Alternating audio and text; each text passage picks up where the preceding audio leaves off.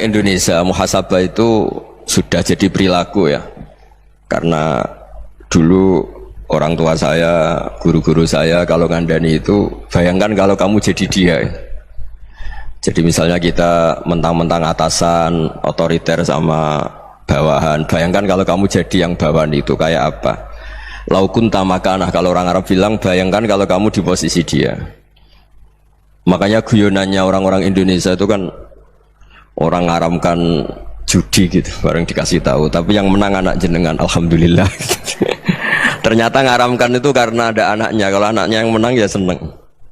Meskipun itu guyonan, tapi saya punya padanan itu dalam kitab Hikam. Nabi Ibrahim itu Khalilur Rahman, tentu bencinya minta ampun sama yang namanya maksiat. Suatu saat beliau diterbangkan di alam malakut. Itu kalau di Hikam saya halaman 15 juga.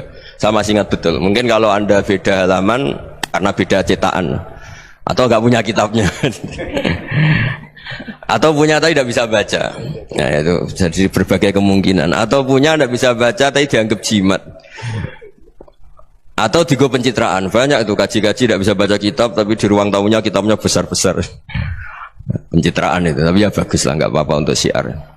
Setelah diterbangkan di alam malakut, diperlihatkan sama Allah, ada orang pezina, ada orang syaribul khomri, ada orang mabuk, ada orang macam-macam. Allah tanya sama Nabi Ibrahim, bagaimana pendapat kamu Ibrahim tentang mereka yang maksiat? Kata Nabi Ibrahim, ya Allah, habisi saja mereka. Mereka hidup di bumi engkau, makan rezeki engkau, kemudian mereka tidak taat sama engkau. Singkat cerita, di fase itu, saya ulang lagi, di fase itu Allah nurutin sampai sekian peristiwa, mungkin 3 atau 4. Sudah, setelah sekian tahun Nabi Ibrahim lupa peristiwa itu, kemudian beliau diminta menyembelih anaknya. Ini versi kitab Hikam. Memang versinya banyak tentang kenapa Nabi Ibrahim disuruh menyembelih anaknya. Ketika mau menyembelih anaknya, Nabi Ibrahim ragu. Huwa samratu fuadi, anak saya ini buah hati saya, kenapa engkau suruh menyembelih? Terus kata Allah, apa kamu tidak ingat ketika kamu saya angkat di alam malakut, kemudian kamu usul bunuh-bunuh, saya tidak mempertimbangkan usul Anda, tapi kenapa sekarang saya merintahkan kamu mikir gitu? Terus, ya karena ini anak saya ya Allah. Terus kata Allah, rumang samu wong sumpukon mata ini gak gawean kau sing gawe kowe enak wae usul mata ini. Jadi saya yang bikin, kemudian Anda enak aja usul membunuh. Semenjak itu Nabi Ibrahim itu di eranya itu asfaqun nas, orang paling sayang sama manusia. Karena kadang kita keras itu ya kebetulan itu tidak anak kita, tidak keluarga kita. Cara orang Jawa itu kan gitu ya, kalau ada perempuan terus macak yang macam-macam pakai sepeda motor cowok, terus wah itu luput suwuk, semoga-moga gini. Tapi setelah dikasih tahu, niku ponakane jenengan, semoga-moga selamat. Jadi jangan-jangan kemarin Pak Ahli Ma'asi itu kebetulan itu tidak keluarga kita. Kalau keluarga kita yang pernah salah pada kita, semangat kita mintakan maaf. Jangan-jangan kita didikte hukum sosial gitu. Jadi orang yang salah kebetulan itu orang yang menservis kita, atau keluarga kita, atau orang dekat kita. Jangan-jangan semangat kita mintakan ampun. Tapi kalau sama orang lain kebetulan musuh kita semangatnya minta itu kena adab. Nah ini yang nggak boleh dalam Islam. Islam mengajarkan niru Rasulullah SAW, Nabi itu rahmatal lil alamin. Bahkan kemarin saya ngaji virtual sama beberapa habaib, ada Habib Ali Al-Jufri dari Mesir, ada Habib Alwi dari Kuitang, ada Habib Nabil Al-Musawa. Dari sekian habaib itu saya masih ingat diantaranya yang didawuhkan rahmatan lil alamin itu ketika Nabi adahu kaumuh, disakiti oleh kaumnya, dan itu mereka masih kafir semua. Itu mereka dapat doanya Nabi, Allah mahdi qaumi fa innahum la ya'lamun. Kayak apa baiknya Nabi, orang yang menyakiti, yang melukai, tapi Nabi masih berdoa, Allah mahdi qaumi fa innahum la ya'lamun. Sayyidina Umar dapat doanya Nabi itu yakhina kana kafiran, ketika masih kafir didoakan, Allahumma a'izzal Islam bi Umar. Itu ketika masih kafir. Itu pelajaran bagi kita bahwa yang sedang tidak cocok pun itu berdapat doa kita. Ya doa supaya kondisi kita baik, hari tambah baik. Karena agama ini, saya berkali-kali bilang, limangka nayarjuwa hawal yawmal akhir. Agama ini diperuntukkan bagi yang selalu punya harapan pada Allah Subhanahu wa Ta'ala. Saya cerita muhasabah ini tentang hubungan kita dengan Allah. Di Indonesia itu banyak orang fasik, banyak orang nakal. Ya di mana-mana orang nakal itu ya mayoritas, wa aksaruhum fasikun. Tapi berkahnya harapan. Mungkin saya kira nakal sok benda, mungkin saya kira sholat sok ben sholat, mungkin sekarang belum sakhok, belum dermawan, suatu saat dermawan. Barokahnya itu kefasikan ini dianggap sementara. Sedang fasik, sedang tidak benar. Karena kiai-kiai kita, para guru-guru kita, para habaib utamanya itu mesti bilang semoga husnul khotimah. Nah barokahnya doa itu semoga husnul khotimah itu menjadikan satu pola sosial. Yang sedang fasik ini masih diharapkan jadi lebih baik, jadi lebih. Sehingga kita tidak ngambil sikap ekstrim, ya ingin menghabisi atau ingin mengadili, tidak. Karena selalu kita punya harapan, Dan agama ini limangkan erjuwo hawal akhir. Bayangkan itu kalau yang nakal itu anak kamu. Pasti kamu nggak ingin kan langsung dapat azab, dapat apa. Padahal kita semua jadi tokoh ini abul kulli, bapak dari semuanya. Sehingga ketika Rasulullah SAW jalan-jalan kemudian melihat perempuan sedang menyalakan api. Kalau apinya mati ditiup, anaknya dijauhkan. Nanti kalau sudah jauh dari api, anaknya digendong lagi. Terus kata Rasulullah, matur ke semua sahabat, Aro'aitum anna hadih tarihatan waladaha alan nar. Apa kamu berpendapat bahwa perempuan ini akan melemparkan anaknya ke neraka? Tidak ya Rasulullah. Tidak akan seorang ibu melemparkan anaknya ke api. Terus kata Rasulullah, Allahu arhamu min hadih biwaladiha. Allah lebih rahman, lebih rahim dibanding orang tua ini kepada anaknya. Ini yang harus kita kenalkan terus, kita kampanyakan terus supaya orang hubungannya dengan Allah itu nyaman, asik. Sehingga dengan demikian selalu ada harapan bahwa yang sedang nakal ini suatu saat tobat. Kita tidak boleh menghukumi pasti begini, pasti gini, itu tidak wilayah kita. Itu juga yang dicontohkan Rasulullah SAW. Secara lahir Nabi itu nggak berkenan sama Wahsy, karena Wahsy itu salahnya salah fatal karena membunuh ahabban nasi ila Rasulillah, yaitu membunuh Sayyid Hamzah. Jadi ketika Wahsy tobat, Nabi itu nerima tobatnya. Dan ketika beliau dengan basariyahnya agak siap ketemu Wahsy karena harus ingat Sayyid Hamzah, basariyahnya diturutin. Oke, kamu iman, saya turutin, tapi jangan sering ketemu saya. Karena kalau ketemu kamu, saya masih ingat sama paman saya, Sayyid Hamzah. Kita bisa ngelola seperti itu. Kita tidak cocok sama orang, bagaimanapun mereka umat Rasulullah SAW, kita tetap mencintai mereka. Misalnya kalau beda agama, mereka sama-sama orang Indonesia, kita mencintai mereka atas nama warga Indonesia. Tapi kalau misalnya potongannya ora cocok, beda kultur, bawaannya itu mangkel no coro Jawa, ya bisa diilmoni, jangan ketemu. Wong sudah tidak cocok, ini ketemu nyari solusi, roh ini tok seneng itu kan ya repot itu. Ya sudah kalau nggak pati cocok ya jangan sering ketemu. Dan itu kita bisa memanage seperti itu tuh bisa. Saya berkali-kali cerita tentang Imam Syafi'i. Kalau dikasih tahu ya Imam Aba Abdillah, panggilannya Imam Syafi'i, tetangga anda ini ternyata banyak yang nggak senang anda. Jawabnya beliau senang. Ya bagus kalau nggak senang saya, ndak utang saya katanya. Jadi gara-gara saman seneng aku ngatur aku ini kan. Dan mungkin saman rasa seneng kan ya enak. Jadi hidup itu dianggap happy. Kalau seneng ya teman silaturahim, kalau nggak seneng ya nggak bakal utang gitu. Baru kaya seneng itu nggak ganggu. Gitu. Jadi dulu itu orang bisa ngelola seneng ndak seneng itu bisa. Karena ada kearifan hubungan dengan Allah Subhanahu wa ta'ala. Hidupnya selesai karena masyghul bi dzikrillah, mereka sibuk dengan Allah. Makanya kata ulama-ulama tasawuf, kamu jangan melihat manusia perilakunya, tapi kamu juga harus ingat yang gerakkan semua itu Allah Subhanahu wa ta'ala. Dengan demikian kita farah, kita senang. Makanya Nabi kalau ngutus Anas bin Malik kemudian enggak kesampaian yang diinginkan karena Anas main, ketika garwa-garwani Nabi agak tersinggung, Nabi andaikan Allah menghendaki yang saya inginkan kesampaian, pasti itu kesampaian. Jadi dianggap kegagalan Anas gak manggil yang dituju Nabi itu ya kersane Allah, ya enteng saja. Sayyidina Ali lebih parah lagi yang dialamin. Itu dalam beliau kalau dipanggil itu gak cepet-cepet ke sana. Ketika ditanya, kenapa kamu tak panggil gak cepet ke saya? Amin tu ukubatak. Karena aku tahu engkau orang baik. Orang baik itu pemaaf. Jadi makanya orang-orang soleh dulu itu bodoni itu. Makanya sekarang kalau ada orang bodoni itu mesti bidik orang soleh. Kalau orang-orang soleh itu kakean husnudzon lagi sering dibodonin. Abdul bin Umar itu masyhur itu. Kalau ada budaknya sering sholat, sergap sholat itu dimerdekakan. Akhirnya enggak sholat pun pura-pura sholat. Akhirnya juga dimerdekakan. Ketika ditanya kenapa engkau merdekakan, padahal mereka sholatnya menipu engkau, kata pembisik-pembisik itu. Man khoda'ana lillah in khoda'na lah. Dia nipu atas nama Allah, berarti saat tertipu juga atas nama Allah, enggak masalah dong, semuanya demi Allah Subhanahu wa ta'ala. Jadi ketika kita ketemu mensifati Allah Ta'ala itu ghafir, Allah pemaaf. Jangan kamu enggak fair untuk diri kamu nyifati Allah ghafir, pada orang lain Allah kamu sifati syadidul iqab.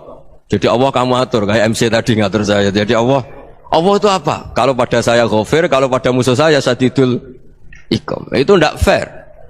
Kalau Anda punya harapan kepada Allah karena Allah Rahman Rahim, Allah ghafir, sebenarnya Allah pada musuh kita ya bisa saja Allah ghafir, bisa saja Allah Rahman Rahim. Sehingga kita melihat orang lain yang kita tidak cocok itu ya enteng saja. Itu min ummati Rasulillah sing tanaluhu syafa'atuh, tanaluhu sa'atu rahmati, tanaluhu fair. Jangan dengan kita kayak mesti dapat rahmat, jangan orang lain kayak Allah pasti syadidul iqab. Itu tidak boleh. Sehingga ketika ada orang Badui, singkat cerita orang Badui ini kencing di masjid, semua sahabat membentak dia. Yang enggak bentak hanya Nabi tok. Saking mangkelnya orang ini karena semua sahabat bentak kecuali Nabi. Setelah dibenarin Nabi, terus Nabi nyuruh sabbu ali dhanuban min ma'in. Setelah disucikan masjid itu, dia berdoa keras sekali. Allahumma arhamni wa Muhammadan wa la tarham ma'ana ahadan. Ya Allah, yang berhak dapat rahmatmu hanya saya dan Nabi Muhammad, yang lainnya jangan. Karena yang lainnya tuh jengkelin, gitu aja saya salah dimarah-marahin gitu. Jadi kalau kamu doa terbatas ya kayak orang Bedui ini, kayak orang Arabi. Apa kata Nabi? Laqad tahajjarta wasi'an. Allah yang rahmatnya luas menjadi kamu sempitkan. Karena kamu mau atur Allah hanya Rahman pada Indonesian Power, pada NU, pada kita, yang orang lain nggak perlu dapat. Itu kan kasihan Islam, karena Islam terus nggak dimiliki semua orang. Allah nggak dimiliki semua orang, Rasulullah nggak dimiliki semua orang, karena di NU, di ormas tertentu, di nggak boleh seperti itu. Nggak boleh takhasyar tawasian, kata Nabi, nggak boleh mempersempit zat yang rahmatnya itu luas. Ini semoga etika ini kita pakai di Indonesia. Yang sedang fase kita harapkan lebih baik, yang sedang nggak dapat hidayah kita doakan dapat apa? Hidayah. Masyhur kan, makanya tadi saya mohon sama Habib Ali supaya Habib Ahmad supaya tetap mahalul qiyam tabaruk sama Habib Ali. Di antara doa-doa di Simtuduror masyhur itu antuqabilal mudhniba minnah bil ghufran wal musi'ah bil ihsan. Jadi harapannya para habaib, para orang-orang baik dulu ya, semoga yang dosa itu dimaafkan, yang sedang salah dibuka, bikin lebih baik. Nabi itu tugasnya juga gitu. Wastaghfir li dzambika walil mu'minina wal mu'minat. Nabi itu tugasnya juga memintakan ampun yang sedang salah. Nah ini cobalah jadi etika kita, muhasabah kita. Jadi muhasabah itu cara berpikir kita set, kita pikir ulang. Ternyata semangatnya seorang nabi itu wastaghfir li dzambika walil mu'minun. Semangatnya itu memintakan ampun. Orang ahli tafsir tahu semua kalau Nabi itu tidak mungkin dosa. Jadi itu khitabun nabi wa urida bihi ummatu, itu khitab Nabi, tapi yang dimaksud itu umatnya, karena Nabi tidak akan mengalami dzambun, tidak akan mengalami dosa. Sekarang enggak, kadang-kadang kita ini kalau orang lain salah itu semangat. Kalau di perusahaan ada teman salah, apalagi pimpinan salah itu seneng, barokahnya salah bisa ganti kan gitu. Ya, jadi kalau mungkin di dunia tokoh juga gitu, barokahnya ada tokoh salah, kita yang jadi populer sendiri, tidak boleh seperti itu. Kita harus salimus sodri di jami'il muslimin. Jadi ini harus dilatih. Saya tadi matur sama Habib Ahmad, latihan kita jadi hidup. Nabi itu kalau resep jadi wali itu kata Nabi gampang. Kata Nabi, kalau kamu ingin disenangin Allah, ya sudah, kalau kamu asbahta wa amseta gini-gini, perasaan kamu, kata Nabi, jangan punya perasaan ghil sama orang muslimin. Itu sudah wadzalika min sunnati. Makanya Nabi ngendikan la yablughni ahadun an ahadin syai'an. Ada yang baca la yuballighni ahadun an ahadin syai'an. Seseorang jangan melaporkan ke saya tentang salahnya yang lain. Fa inni akhruju ilaikum wa ana salimus sadri. Karena saya ingin ketemu sampean semua dalam keadaan salimus sadri, tidak punya perasaan apa-apa. Karena kalau nurutin membisik, nurutin informasi itu ya repot, karena orang pasti sepihak. Ada kiai yang top, datang ke kampung-kampung ning desa-desa. Kata yang seneng itu punya akhlak.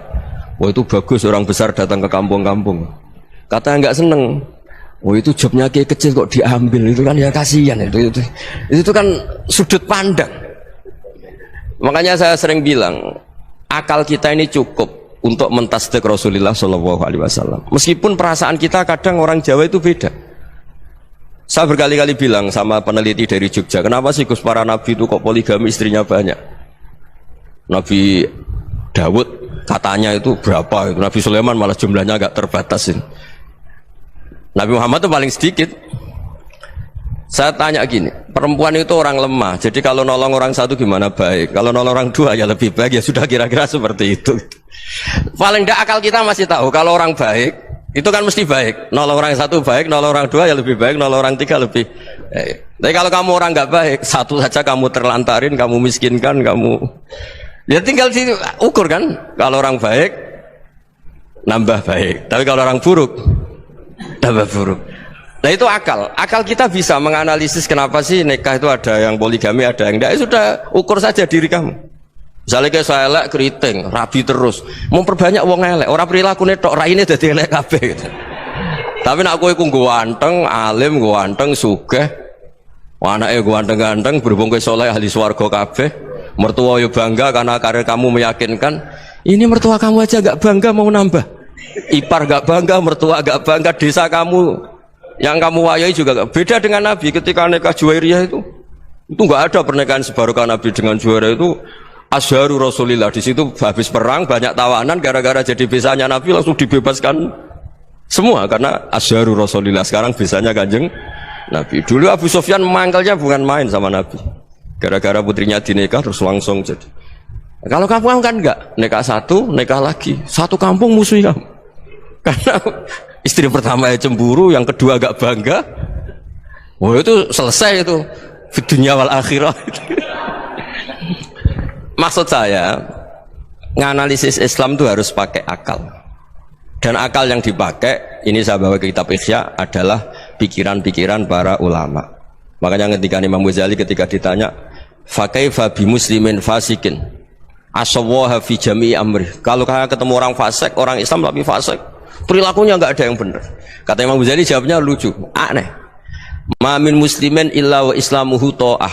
Tidak ada orang Islam kecuali dia mau Islam, membenarkan Allah dan Rasul itu sudah taatnya dia. Kok kamu tidak bisa melihat taatnya dia? Dia pikirannya kan ini pemabuk, ini tukang apa. Tapi kata Imam Ghazali, sebenarnya kamu masih bisa berpikir positif. Ma min muslimin illa wa islamuhu ta'ah. Tidak ada seseorang Islam ketika dia milih Islam itu pasti ada taatnya, yaitu tasdik pada Allah dan tasdik kepada Rasulullah SAW. Jadi dengan pola seperti itu, maka di antara guru-guru kita yang modern ya di era Mbah Maimun, di sini ada Habib Ahmad, Habib Salim, syair yang sering dibaca beliau adalah ada orang munajat sama Allah. Ini cerita munajat. Itu orang itu ngendikan gini, ana muznibun, ana mukhtiun, ana asi, huwa rahimun, huwa ghafirun, huwa afi. Ya Allah, saya mukhti, saya orang yang salah. Ana mutnib, saya orang yang dosa. Ana asin, saya sering maksiat. Tapi engkau ya Allah, engkau ghafir, pemaaf. Engkau rahim, maha pengasih. Engkau afin, yang mudah memaafkan. Kata orang ini ya agak kurang ajar, tapi saking senengnya sama Allah. Qobal tuhunna salasatan bisalasat. Ya gini saja ya Allah, sifat engkau diadu dengan sifat saya. Engkau Tuhan, Gusti, nggak boleh kalah katanya. Terus wasatahliban ausofu ausofi, dan kau pasti pemenangnya gitu. Jadi ada orang rayu Allah dengan cara seperti itu ya ada ya. Saya ini manusia, salah saya banyak. Engkau ampunannya banyak. Engkau Tuhan, Gusti, nggak boleh ampunan Anda, ampunan engkau kalah dengan salah saya. Nggak boleh Tuhan kok kalah. Jadi untuk supaya orang punya harapan gitu. Banyak juga wali-wali yang jadab ketika datang ke makam Rasulullah SAW. Itu kalau dongo ya agak kacau sebetulnya, cara syariat agak kacau. Ya Allah, engkau punya dua pilihan. Jika engkau menjadikan saya soleh, surah habibu, yang senang kekasihmu, yaitu Rasulullah SAW. Tapi jika engkau menjadikan saya fasik, surah adubu, yang senang itu setan. Monggo jenengan mau menyenangkan kekasih jenengan, mau menyenangkan musuh jenengan, monggo jenengan bebas kok memilih. Mestinya Allah ya senang menyenangkan kekasihnya. Jadi ya, intinya Allah dipaksa untuk menjadikan dia orang soleh gitu. Jadi kayak kemarin itu Pak Gus siapa yang kesini itu, yang sama jenengan kuliah kesini itu sama Habib Ahmad. Saya pertama nggak mau, lama-lama Habib Ahmad ini gimana Gus, orang tahunya saya dekat jenengan, kalau nggak kasih saya waduh ini kayak doanya wali yang tadi. Nggak punya pilihan, nggak ada pilihan ini. Jadi saya mohon muhasabah itu dimulai cara berpikir. Makanya di sini sebetulnya tag ini supaya dapat barokahnya Ihya. Ini kitab yang disenangi para habaib, para ulama. Sebetulnya teks di muhasabah itu redaksinya gini ya, yang lengkap loh. Hasibu anfusakum qabla an tuhasabu wa zinuha qabla an tuzanu wa tahayya'u lil ardil akbar. Jadi ada kata wazinu, jadi ukur. Perilaku Anda ini diukur, ditakar. Misalnya kita sebagai suami kan ya punya hal-hal yang kita tidak ideal. Cara wong Jawa mesti pesek. Cara rezeki ya pas-pasan itu. Dan kita juga kalau makanya nggak boleh tanya istri begini, apa saat cinta pertama Anda? Pasti Anda kecewa. Orang jadi istri hanya korban terakhir itu. Sudah. Karena orang kalau ngelamar kemana-mana gak jadi, yang jadi istri itu pasti korban terakhir itu. Jarang istri pilihan pertama, jarang. Ayo semua yang nikah. Rata-rata itu pilihan Anda pertama Pak, dari sekian ditolak di mana-mana terus. Ya perempuan terakhir. Kamu juga korban terakhir gitu. Itu wali-wali dulu kalau ngandani kita itu sederhana. Antal ini masyhur diceritakan Habib Zain bin Semit dalam kitab Al-Manhajus Sawi. Antalam tajid min nafsika kullama turid. Fa kaifa turidu min ghairika kullama turid. Kamu yang ingin ideal saja kamu tidak menemukan pada diri kamu untuk menjadi ideal. Kamu kan ingin ganteng, ingin punya uang banyak, ingin perilaku Anda sempurna. Anda saja yang punya keinginan tidak bisa mewujudkan keinginan Anda sendiri. Fa kaifa turidu min ghairika ma turid. Jadi antalam tajid min nafsika kullama turid. Fa kaifa turidu min ghairika kullama turid. Kamu yang punya keinginan saja. Misalnya saya ingin punya uang banyak, perilaku saya selalu benar, gak pernah salah. Loh, saya yang ingin saja dengan diri saya gak bisa untuk benar terus. Kok kamu berharap orang lain selalu benar? Jadi antalam tajid ya sama. Kalau kamu menuntut istri kamu itu ramah, neriman, apa kamu neriman sama wajah istri Anda gitu? Engko ya pola neng dindi jajaki sana jajaki sini, kamu sendiri ndak kona apa. Jadi itu nasihat yang luar biasa. Antalam tajid min nafsika kullama turid, fa kaifa turidu min ghairika kullama turid. Kamu mau menghormati semua orang? Ndak mau kan? Kemudian Anda berharap semua orang menghormati kamu.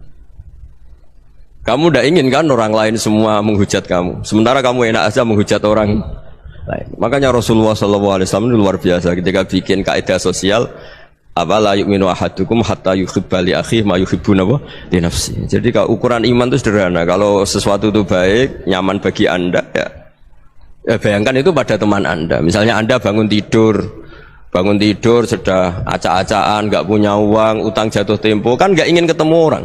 Ya kamu jangan bertamu ke jenis ini karena dengan kamu yang alami juga gak siap ketemu orang. Makanya ada Habib Alim itu dilapuri sama seseorang.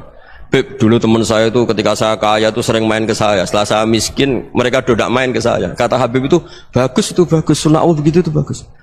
Coba kalau kamu dulu kaya, teman kamu main kan kamu gaya, di rumah ada makanan, bisa hormat tamu. Setelah kamu miskin jadi buruh manol di pasar atau buruh bikin botol, teman kamu datang, malu enggak kamu? Mendingan gak datang gitu. Akhirnya baru, oh ya alhamdulillah kalau gitu.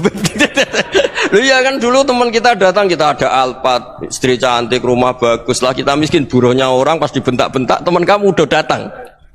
Milih datang kamu enggak kalau setelah kamu jatuh? Enggak kan? Jadi barokahnya ilmu itu terus. Ya, tapi kadang-kadang orang wah setelah saya miskin teman-teman enggak kasih ke sini. Ya kalau kamu sudah jatuh, teman-teman kamu situ jadi tontonan. Ya mulai sekarang cara berpikir itu dirubah. Dulu yang namanya kiai itu kalau diundang orang itu ya agak-agak senang. Semenjak saya itu agak rubah. Mengundang kiai, ngatur kiai itu tak haram-haramkan ya ada lumayan lah sekarang itu sudah mulai agak beretika. Dulu itu ngundang tuh tanggalnya ditentukan, jamnya ditentukan. Enggak mikir apa kiai saat itu nganggur, enggak. Punya wadifah, enggak. Dia milih tanggal yang dia nganggur, enggak mikir pas itu kiainya nganggur apa. Enggak. Ya saya hanya cerita aja, kamu tersinggung ya monggo, boten ya monggo itu kan.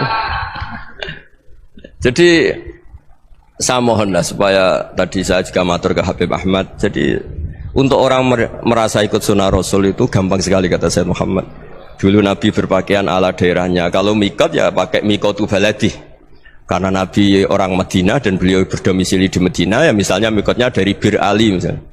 Tapi kalau Anda orang kawasan Tanim mau umrah ya dari Tanim, misalnya kawasan Jirona ya dari Jirona. Artinya apa? Kamu ngambil mikot karena Nabi mikot misalnya dari Bir Ali, bukan berarti kamu harus seperti Nabi di Bir Ali, kamu orang Mekah, misalnya kamu orang Tanim, orang ya harus dari mikot itu apa? Baladi. Sama, makanya di fikih-fikih itu kalau teknik anak, Nabi orang Arab, halawiyatnya kurma ya kurma. Kalau orang Jawa sedegan, semua podo-podo. Ya, podo-podo manis. Jadi ini tabaruk sama Sayyid Muhammad, ini ada murid beliau Habib Ahmad, sahabatnya, supaya orang itu merasa ikut Nabi itu gampang sekali.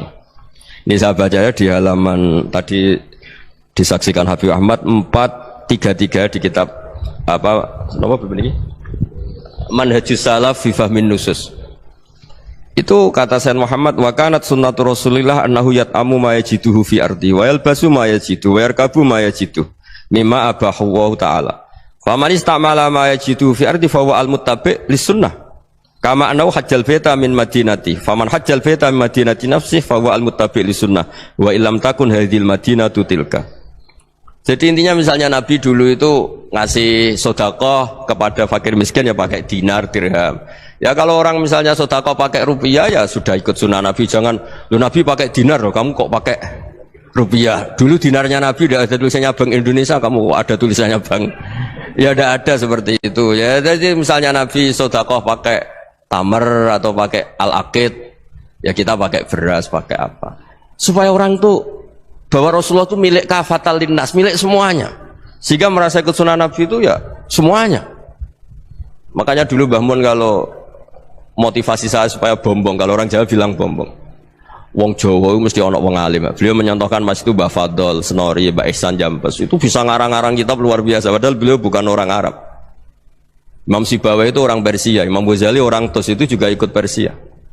Kata Imam Mun, wong sing ora Arab lah mesti untuk jatah alim, kata beliau, karena Nabi itu diutus kafatal linnas. Nah ini kalau orang yang alim itu Arab tok, berarti tidak ada perwakilan dari Afrika, dari Asia Tenggara, dari mana-mana. Makanya karena Nabi statusnya itu kafatal linnas. Jadi kita harus bangga sebagai Muslim, sebagai orang Indonesia, karena misalnya Wali Kutub dulu terkenalnya hanya ada di Yaman, di mana. Ternyata pernah ada juga di Indonesia, dan seperti Habib Abu Bakar Segaf Gresik. Jadi ya artinya kan tetap orang Indonesia, meskipun beliau zuriyah Rasul kan ya sudah orang apa? Orang Indonesia. Zuriyahnya Habib Ali Simtuduror sekarang di Solo. Jadi Indonesia juga dapat alawin banyak, dari Sadatin al-Alawin juga banyak. Jadi saya mohon barokahnya ngaji seperti ini. Melihat orang lain tuh gampang, bayangkan tuh kalau anak kamu. Makanya Nabi, nanti kalau nggak percaya lihat di Hikam nomor 15 di kitab saya itu. Di situ dijelaskan oleh Hikam, jangan-jangan semangat Anda pada orang yang maksiat, pada orang yang keliru supaya dihukum itu karena kebetulan itu udah anak Anda, itu udah keluarga Anda. Coba kalau itu keluarga Anda. Makanya kalau saya guyonan di Jogja itu ada pembantu mecahkan piring terus dimarahi majikannya, saya mesti guyon gitu, pasti itu pembantunya tidak cantik. Kok bisa Gus? Andai kan cantik dan kamu senang mecahno piring satu, piring 1000 ora iso ngamuk kowe. Ternyata ngamuknya itu karena mecahkan piring apa karena plus tidak cantik? Coba jawab para lelaki ini. Kamu marah sama orang maksiat tuh karena maksiat, karena plus itu udah anak Anda. Bayangkan kalau itu anak Anda. Itu hebatnya Rasulullah SAW, karena kita yang salah pun kadung umatnya, Nabi tetap ngasih fasilitas syafaati li ahlil kabair min ummati. Kayak apa baiknya Nabi? Tidak ikut maksiat tapi ikut fasilitasi ngasih syafaat. Loh kalau li ahlil ibadah kan wajar, Nabi ketika ini syafaati li ahlil kabair min ummati. Ya karena tadi logika yang dibangun Rasulullah itu logika yang luar biasa. Kita semangat orang lain kena hukuman itu karena kita tidak punya ra'fah, tidak punya rahmah. Coba kalau Rasulullah yang bil mu'minina ra'ufur rahim, semangatnya itu mendoakan supaya tobat, mendoakan diampuni. Dan itu juga yang diperintahkan oleh Allah Subhanahu wa taala, wastaghfir li dzambika walil mu'minina wal mu'minat. Ya semoga barokahnya ngaji ini, barokahnya Habib Ahmad, barokahnya Maulid Simtuduror, barokahnya semua kitab madaih di bab berjanji semuanya, barokahnya Ikhya, barokahnya Said Muhammad, barokahnya guru kita semua, Mbah Maimun, bapak saya. Kita ini ngikuti manhaj, ya, ngikuti apa? Manhaj.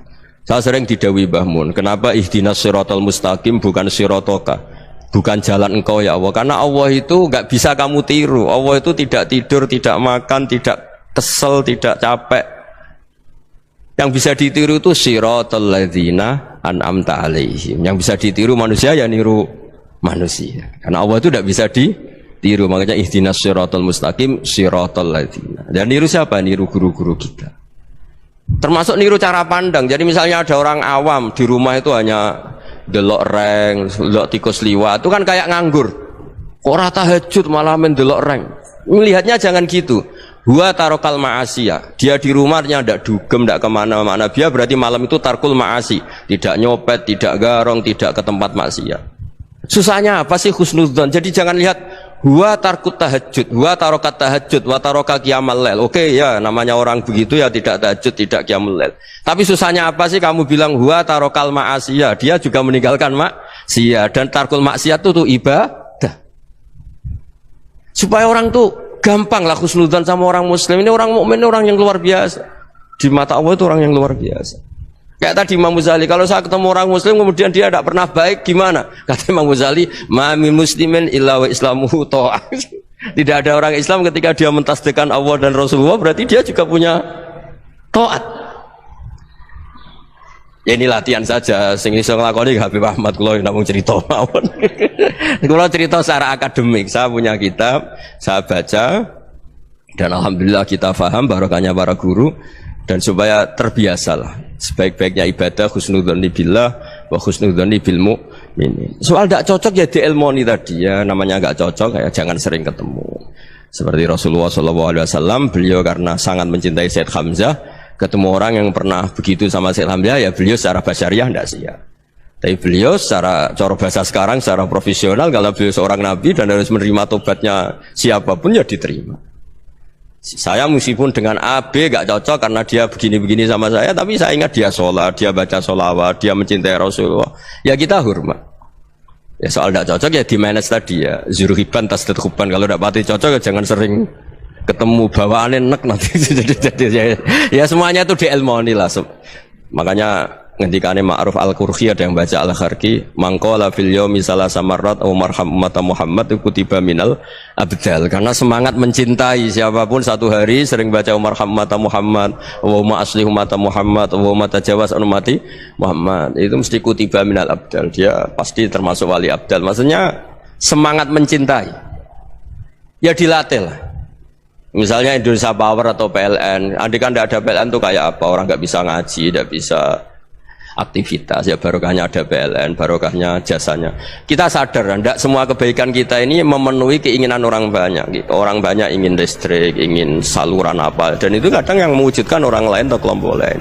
Ya karena itu manfaat ke orang lain ya kita doakan, karena khairun nas anfa'uhum linnas, sehingga kita terbiasalah ngakui orang lain. Seperti semangatnya Rasulullah SAW, semuanya itu didoakan, semuanya diinginkan kebaikannya. Bahkan Nabi gak putus asa sampai di akhirat. Ketika Nabi lain sudah putus asa karena sudah akhirat, sampai dimintai syafaat semuanya bilang nafsi, nafsi. Karena merasa semuanya gak punya nyali di depan Allah, karena ini sudah akhirat, sudah finish. Tapi apa Rasulullah? Analah. Ya udah, saya sanggup mensyafaati kalian. Terus kata Nabi, fa'atiyal arsya. Saya mendatangi aras, fa'akhiru lahu sajidan, saya sujud, wa ahmaduhu bima hamida allamaniha rabbi. Kemudian saya tetap muji Allah dengan pujian yang terus menerus. Padahal sudah di akhirat, sudah finish. Nabi dimintai syafaat masih sanggup, karena Nabi tahu akhirat tidak bisa mendikte Allah, tidak bisa Allah terus bilang, ya Allah ini akhirat loh, engkau sudah tidak boleh mensyafaat. Tidak bisa. Allah tidak bisa diganggu akhirat, Allah tidak boleh dibatalkan rahmannya oleh akhirat. Allah tetap Rahman Rahim abadal abad. Dan Nabi tahu itu. Makanya kata para ulama, fa Muhammadun ahmadu min ghairihi. Jadi Nabi Muhammad namanya dua yang terkenal. Sebenarnya banyak yang terkenal dua, Muhammad sama Ahmad. Ketika Nabi punya nyali memuji Allah di akhirat atau sudah di akhirat, itu fa Muhammadun ahmadu min ghairihi. Ketika Nabi lain sudah tidak punya nyali muji Allah karena sudah akhirat, Nabi Muhammad tetap berani muji Allah di saat seperti itu. Makanya ahmadu di situ kata ulama itu af'al tafdil, fa Muhammadun ahmadu min ghairihi. Kanjeng Nabi lebih memuji Allah di saat yang Nabi lain sudah tidak punya nyali untuk muji Allah di saat itu. Makanya kata Nabi, fa akhiru lahu sajidan wa ahmadhu bima hamida allamaniha rabbi. Akhirnya setelah lama gitu terus Allah ngendikan, ya Muhammad irfa' ra'sak wasal tu'tah wasfa' tusyaffa. Sudah Muhammad, angkat kepala kamu minta apa saya turutin, dan kalau kamu ingin mensyafaati umatmu saya beri hak apa? Syafaat. Nah, semoga semangat itu juga menjadikan kita munajat bahwa rahmat Allah tidak terbatas, harapan juga tidak terbatas. Mungkin yang sedang nakal ya kita katakan sedang, jangan terus kamu pastikan wah ini mesti suul khotimah, mesti tidak orang baik. Tidak, agama ini liman kana yarju wal yaumal akhir, selalu bagi yang punya harapan. Ya, mugi-mugi dapat barokah semua. Matur dengan kata wassalamualaikum warahmatullahi wabarakatuh.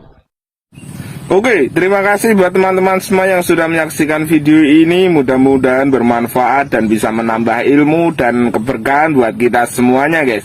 Dan oke, buat teman-teman semua yang baru gabung di channel ini, jangan lupa like and subscribe dan nyalakan tombol notifikasinya biar nggak ketinggalan video-video terbaru dari channel Sahabat Orchid TV, guys.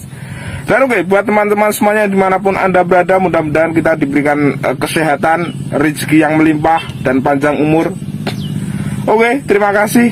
Salah-salah dari kami, mohon maaf. Ada kekurangan. Wassalamualaikum warahmatullahi wabarakatuh. Bye-bye.